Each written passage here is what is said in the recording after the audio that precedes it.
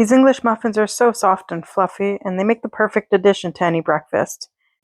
They are super quick to make and can be made in under an hour.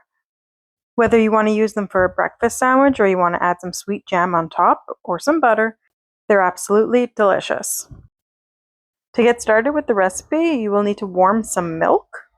I just do this by putting it in the microwave. I'm going to combine the yeast with warm milk, warm water, and some maple syrup. This will help the dough rise quicker. Make sure it's not too hot though, you don't want to kill the yeast, so nothing above 110 degrees. I am using active dry yeast, but if you have instant yeast, you can actually skip this step and start mixing all the ingredients together from the get-go. I have the full recipe down below in the description, so don't worry about following along with all the measurements. I tend to make English muffins on mornings when I run out of bread or I forgot to prep some bread the night before. This is my go-to recipe because it's the quickest way that I can whip up some carbs that my kids can have with their breakfast. I don't always want to make muffins or pancakes or waffles because I find those have too much sugar in them.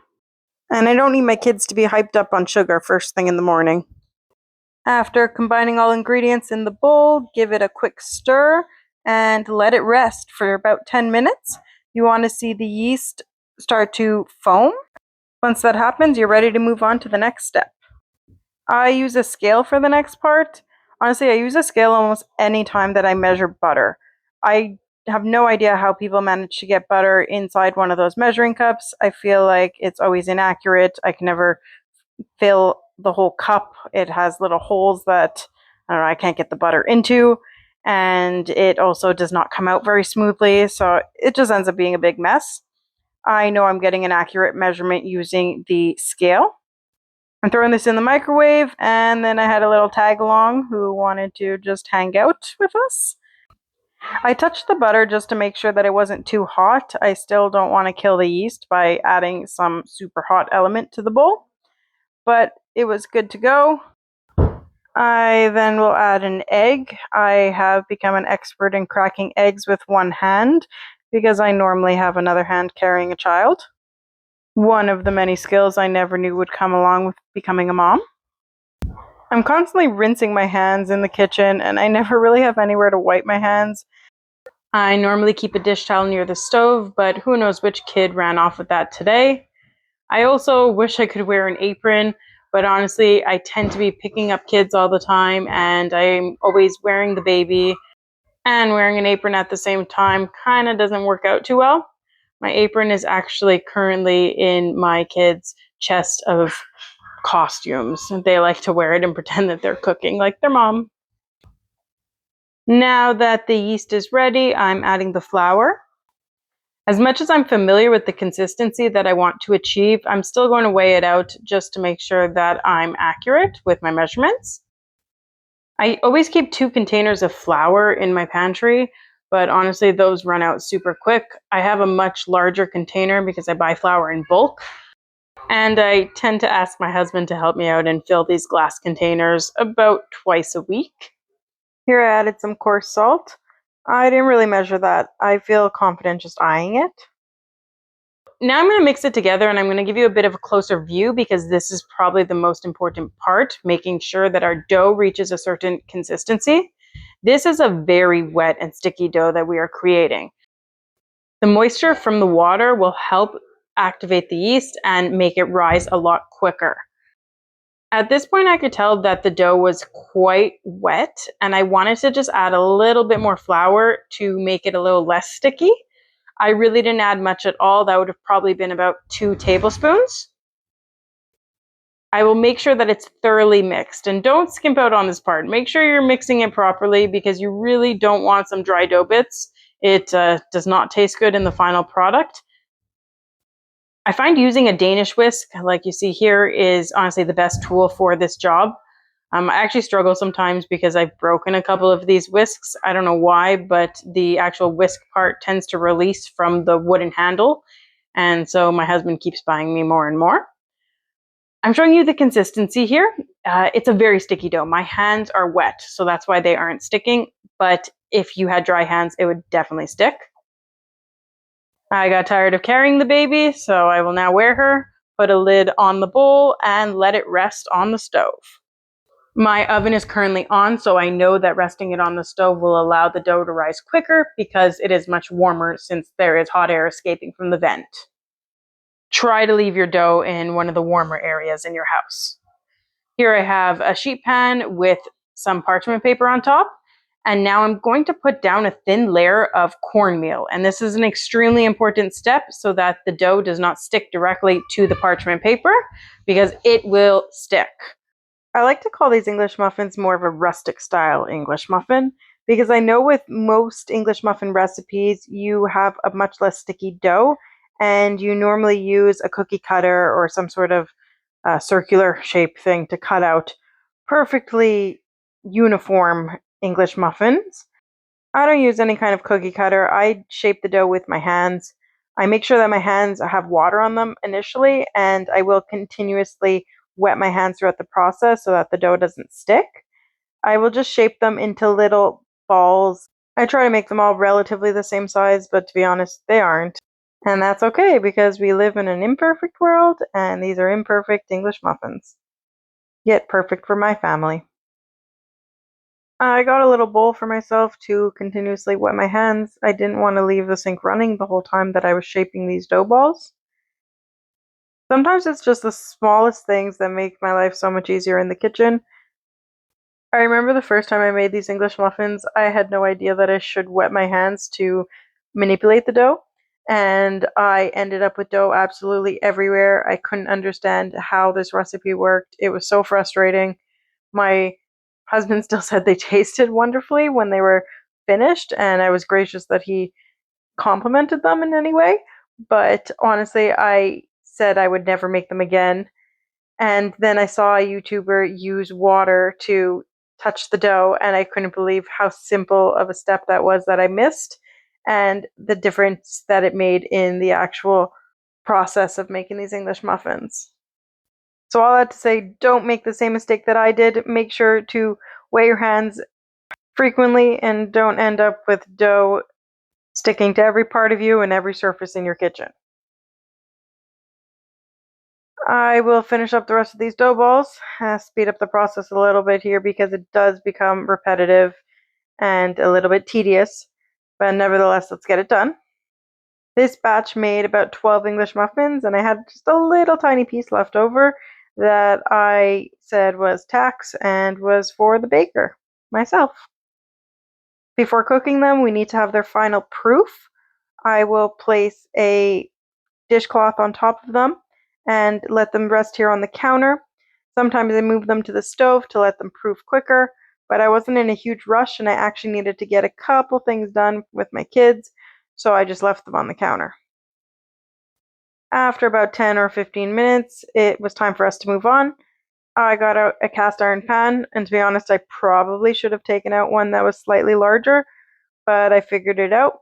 I knew at this point my kids were getting hungry, so I really wanted to get these cooked in 2 batches.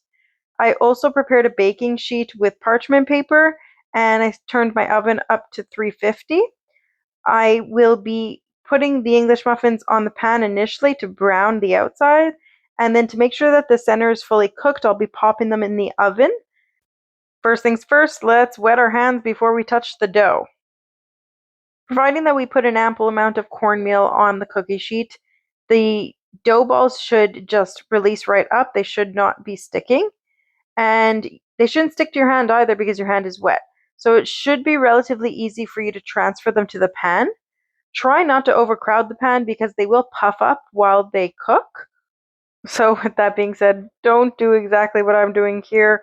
I would recommend doing this in 3 batches, but I needed to get it done quick, so I did it in 2, and I sort of squished them all into the pan. If you don't have a cast iron pan, I recommend you get one. It is the best way to cook so many different things. I almost exclusively cook with cast iron.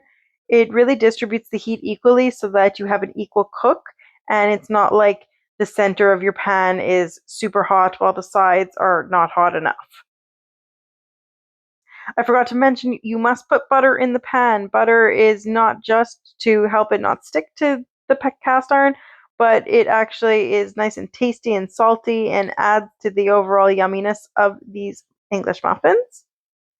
Once they have cooked for about 2 to 3 minutes, you want to flip them. I have my heat set to medium here, but it's important that you sort of toggle the heat. Sometimes it gets a bit too hot, so I turn it down.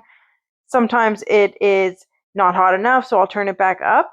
And I move kind of between medium and medium low.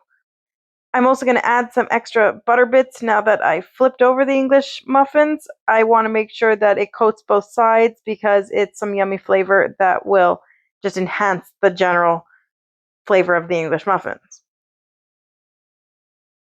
I'll just move the pan around a little bit so that the butter gets distributed everywhere and the bread will really start to soak up that butter.